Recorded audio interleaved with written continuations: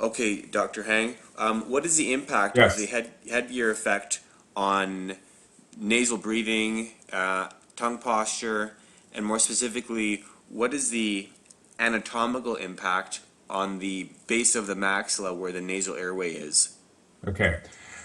The headgear effect can be produced either with a headgear or some type of an appliance which postures the lower jaw forward and the lower jaw wants to move back, pulling the upper jaw back with it. There are approaches which can negate that, but they're not generally used. So the point is, over time, the upper jaw moves back slowly. And what's hooked to the upper jaw on the back is the soft palate.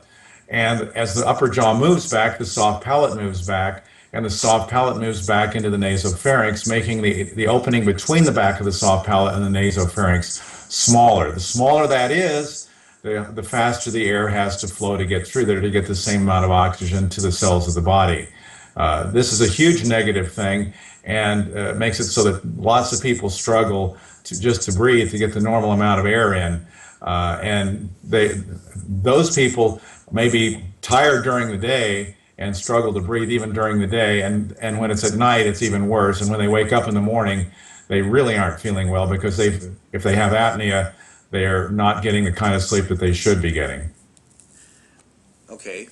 Um, does restricting the growth of the maxilla inherently restrict the growth of the nasal airway? I think that restricting the growth of the maxilla is going to have a negative effect on what the ultimate nasal airway ought to be. Absolutely. That's why I'm very much opposed to anything that would restrict the growth of the maxilla. Okay. Um, During extractions and retraction, do orthodontists measure how much room the tongue will need to maintain airway patency, and are there any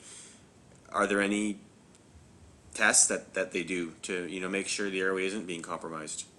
I really can't answer that question. I can only go back to my own orthodontic training and say that absolutely not. We didn't even discuss the airway at all in regards to that. And my general response would be if indeed they realized that this was happening and they looked for it, then any ethical person would stop retracting immediately. And that's basically what I've come to on my own in my practice.